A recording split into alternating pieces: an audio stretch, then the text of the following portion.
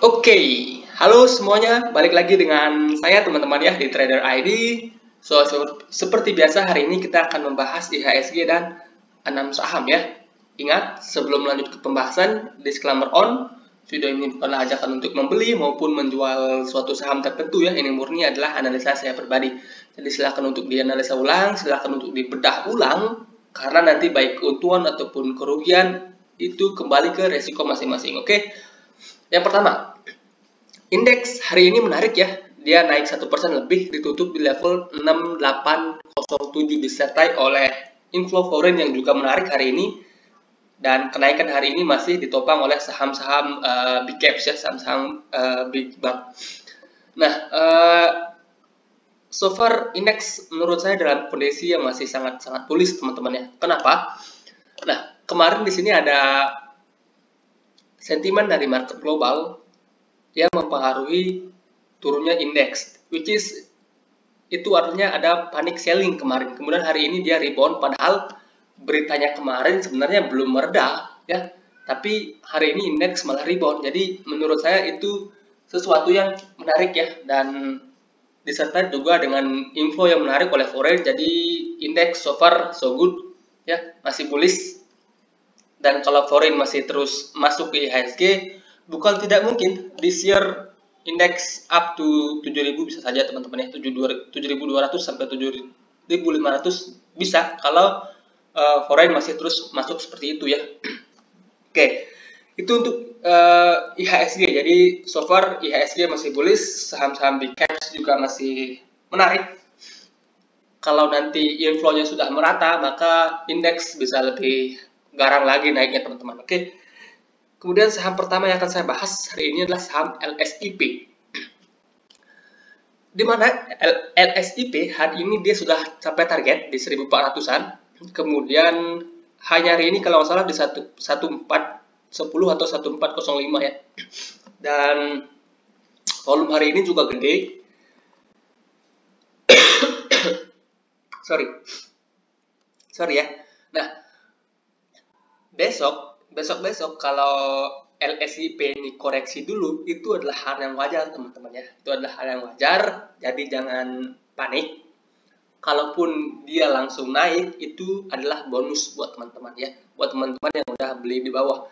Nah, kalau misalnya dia pullback, apalagi pullback dengan volume yang kecil, maka area entry itu di sekitaran 1350 sampai 1300-an sebagai area untuk re-entry LSIP. Nah, kalau dia langsung naik kencang, jangan dikejar dulu, tunggu dia kepentok resisten, kemudian turun. Nah, menurut saya pribadi, kalau dia langsung naik, kemungkinan dia akan ketahan di sini, di sekitaran 1500-an. Oke, kalau dia langsung naik, kemungkinan dia akan ketahan di sini. Kalau dia besok-besok pullback, kemungkinan itu pullbacknya sampai 1300-an sampai 1350, which is itu bisa teman-teman manfaatkan sebagai area buy. Jadi so far ya, so far LSIP, saham-saham di sektor CPO mayoritas semuanya lagi naik-naiknya ya, jadi lagi menarik teman-teman ya. Oke, itu untuk LSIP jadi masih oke. Cuma untuk buy di harga sekarang menurut saya kurang bijak, karena sedang berada di area resist. Kemudian kalau antri buy di harga sekarang pun menurut saya bisa, tapi lotnya tipis saja ya, karena menurut saya ini ada potensi untuk koreksi dulu ya.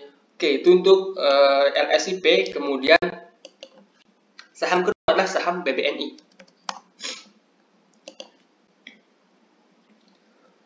Nah, BBNI juga sama, sudah capai target ya. BBNI juga sudah capai target. Buat teman-teman yang udah ikutan beli, selamat ya, happy cuan kalau istilahnya.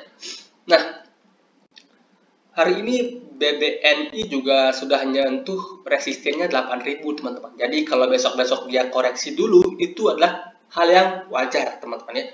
Jadi jangan berharap saham itu akan terus-terusan naik.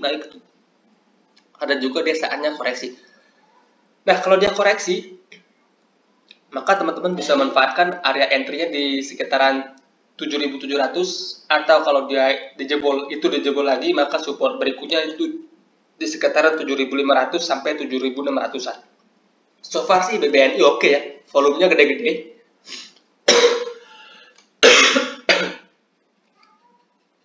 Sorry ya teman-teman ya, kayaknya saya kena Omicron ini. Terlalu meremehkan Omicron saya teman-teman. Oke, itu untuk BBNI. Jadi BBNI so far masih oke, cuma ya sekali lagi seperti sama dengan SIP, posisinya sedang berada di resisten. Jadi kalau dia koreksi dulu itu adalah hal yang sangat wajar teman-teman ya. Oke. Kemudian berikutnya ada ISSP. Nah, ISSP ini salah satu saham yang menurut saya cukup menarik juga teman-teman ya. Kalau kita perhatikan, ISSP hari ini dia kembali ketahan di area resisten ya, area resisten. Jadi buat teman-teman yang tertarik untuk beli ISSP, maka teman-teman bisa manfaatkan buy on weakness di area sini di sekitaran 396 sampai 400-an teman-teman, 396 sampai 404 sebagai area support, di mana dia ada potensi membentuk pattern yang namanya inverted head and shoulder. Di sini berpotensi menjadi shoulder kiri ya. Di sini headnya, dan dia kalau dia turun sampai sini kemudian rebound, maka ISSP membentuk shoulder kanan di sini, which is good ya buat ISSP. Dan dari segi tren sebenarnya ini trennya masih naik ya, cuma ini konsolidasi yang wajar kalau menurut saya. Dan di sini juga sudah ada tanda-tanda dia akan kembali naik teman-teman. Jadi ISSP so far menarik ya. Area entry-nya itu di sekitaran 404 sampai 390-an ya. Kalau close 390-an better exit dulu. Oke. Itu untuk ISSP. Kemudian ada TNCA. Nah, TNCA hari ini dia kembali terkoreksi ya, 3% lebih, ditutup di 1370. Dan untuk TNCA ini plan saya masih sama teman-teman. Menurut saya buat swing untuk saat ini saham ini belum menarik ya. Target penurunan saya masih sama di 965. Nah, kalau itu nggak kecapai, maka teman-teman bisa perhatikan area ini teman-teman. Di sini kan TNCA ini sempat membuat lowest, kemudian rebound. Nah, kalau TNCA di sini ya mantul di sini lagi, maka TNCA bisa diperhatikan. Kalau TNCA membuat lower low baru, maka better tunggu TNCA di sini ya.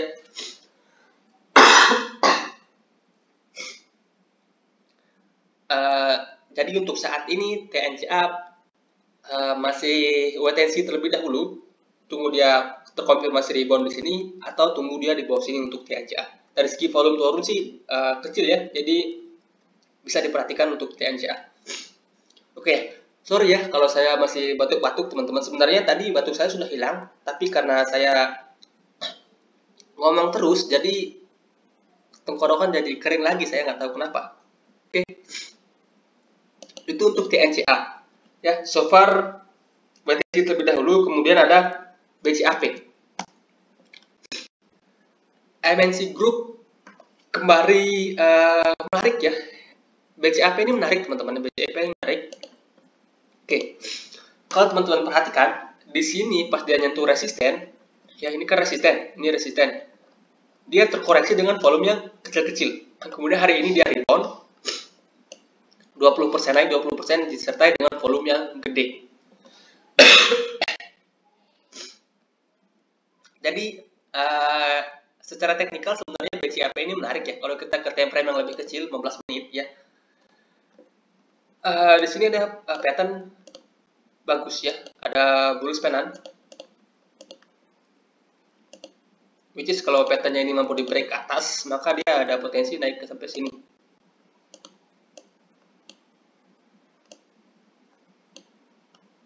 Sekitaran 260-an teman-teman ya. Sekitaran 260-an. Tapi sekali lagi ini saham MNC Group ya. Sekali lagi ini saham MNC Group. Sahamnya cukup volatile, jadi buat teman-teman yang nggak mantau market, apalagi sekarang posisi yang sedang berada di resisten, maka akan lebih baik skip dulu. Buat teman-teman yang bisa full mantau market, kalaupun mau entry dari ke sekarang menurut saya oke, tapi tipis-tipis ya, tipis-tipis. Dan menurut saya ini masih menarik ya, volumenya dia naik gede-gede, kemudian volume dia konsolidasi di sini kecil-kecil. Ya, masih menarik. Cuma sekali lagi ini MNC Group. Saya ingatkan ini MNC Group.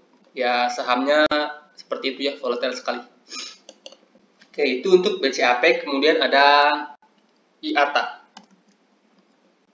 Ini juga masuk ke MNC ya sekarang ya. Nah, IATA sedang berada di titik krusial. Kalau dia jebol 140 menurut saya jelek ya. Ini adalah support kuatnya teman-teman, 140. Sekarang dia sedang berada di 148. Kalau dia mantul di 140 sih itu oke. Kalau dia jebol 140 jelek ya, menurut saya nggak bagus-bagus amat. Maka potensinya dia turun lebih jauh lagi.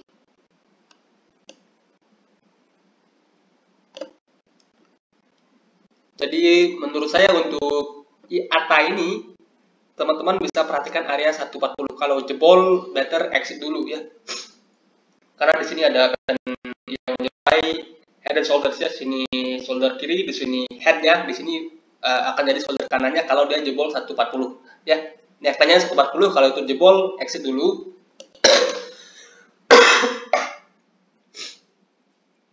Kalau itu masih mampu dipertahankan maka IATA ada potensi untuk lanjut naik ya.